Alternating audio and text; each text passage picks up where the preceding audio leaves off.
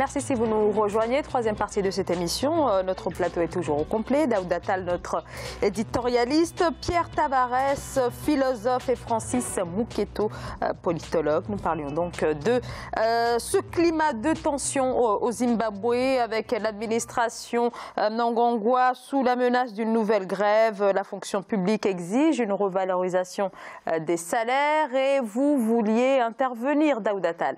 Ah oui, moi ce que je dis simplement c'est qu'il faut que la lutte syndicale continue, il faut que les manifestations continuent. À un moment donné, vous pouvez essayer de réprimer, il va essayer de réprimer, mais le peuple est toujours plus fort. On l'a vu au Burkina Faso, on l'a vu ailleurs.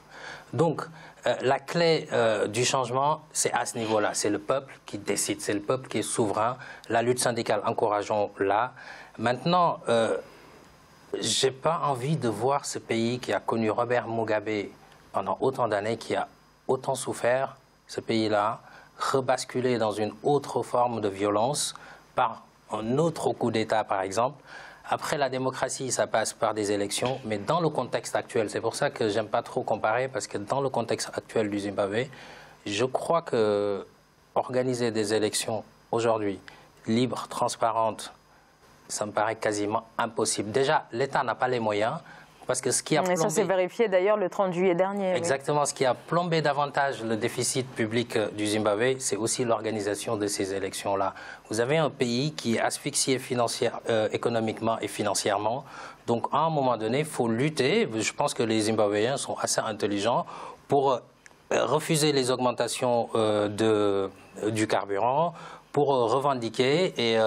il y a une masse critique d'organisation de la société civile et du peuple qui va lui forcer la main pour voir dans le bon sens, même si ce n'est pas le cas aujourd'hui. On le sait encore, il est comptable des années Mugabe, il était là, mais restons pas sur le passé, essayons d'avoir une ouverture. Pierre Tavares. Écoutez, il vient de le dire, il y a plusieurs solutions, mais le fond, c'est qu'au Zimbabwe, peut-être moins qu'ailleurs, il est difficile de trahir le peuple. Et quand vous voyez la société civile et la fonction publique, notamment d'État, qui comme ça monte en première ligne, c'est que la crise, elle est profonde. Et le vécu des gens fait qu'on ne peut pas admettre de nouveaux programmes d'ajustement structurel qui consistent à dire mais vous êtes maigre, mais vous allez encore maigrir. Le génie politique, ça consiste à trouver les bonnes solutions. Et les leaders africains trouvent des bonnes solutions, non pas quand ils sont avec le FMI, la Banque mondiale ou les chancelleries occidentales, mais quand ils sont auprès de leur peuple. Ce n'est rien d'autre. C'est ça la solution.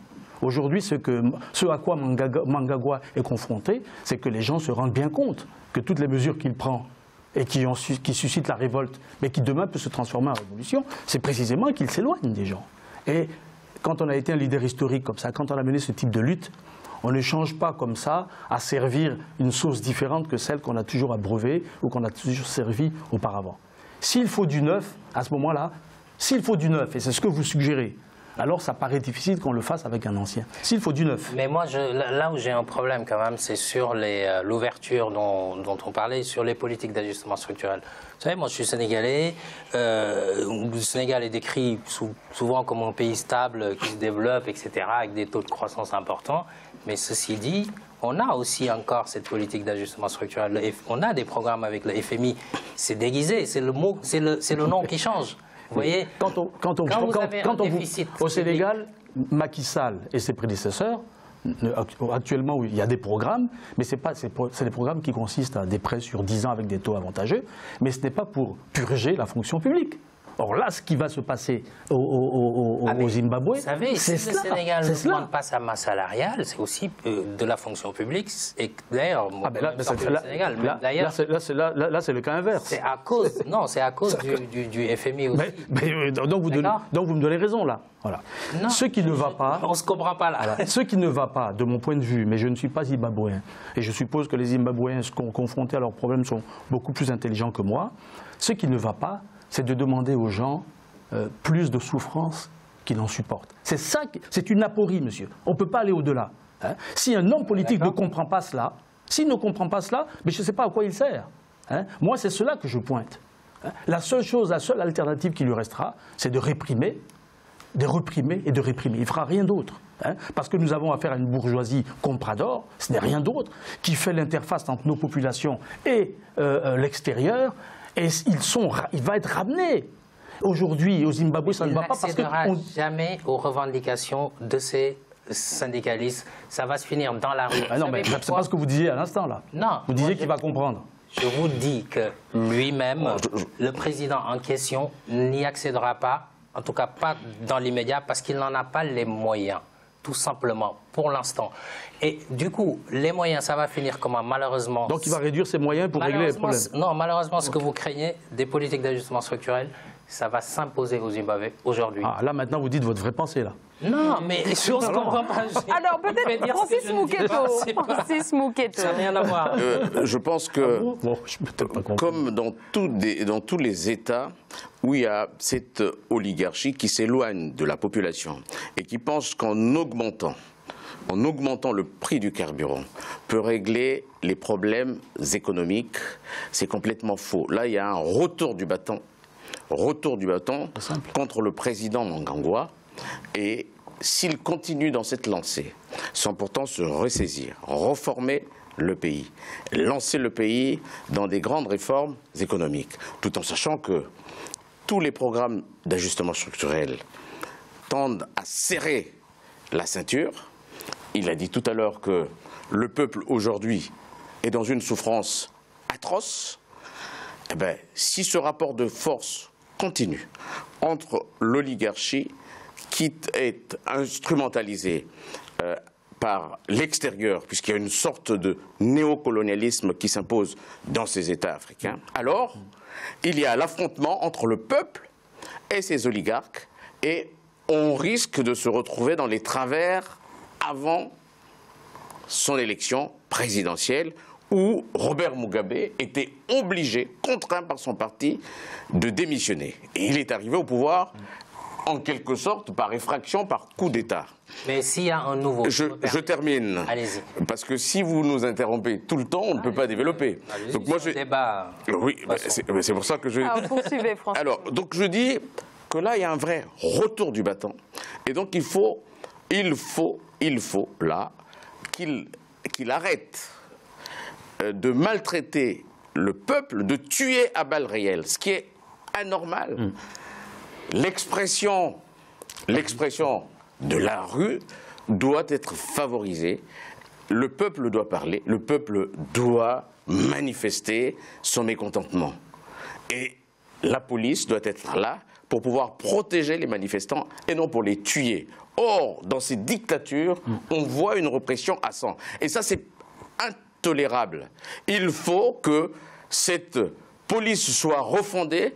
Il a parlé de la refondation de la République, de la nation, tout ça. Mais ça, encore faut-il que ces oligarques accèdent à ce genre de choses. Or, malheureusement, ils arrivent avec des promesses fallacieuses qui, malheureusement, n'arrivent pas à terme. Et ça, c'est très important. Donc, il faut se ressaisir, apaiser, aller vers des réformes, si possible, aller vers les recommandations du FMI pour pouvoir réajuster l'économie et accéder à cette paix. Au final, on se rejoint tout à fait parce que vous parlez de refondation, réforme, donc la fonction publique, y compris la défense, la police, parce qu'on sait très bien, l'armée indisciplinée, la police pareil, parce que quand on commet ces exactions sur le peuple, je ne pense pas que c'est le président qui appelle chaque policier, chaque militaire en lui disant il faut tabasser telle personne, telle autre, même si alors en tout cas,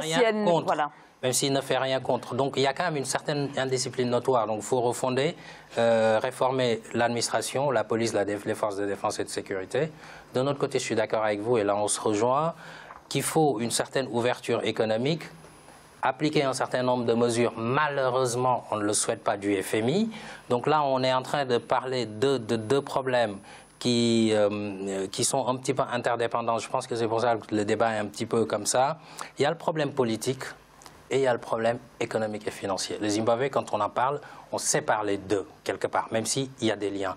Le problème économique et le problème politique, c'est quoi?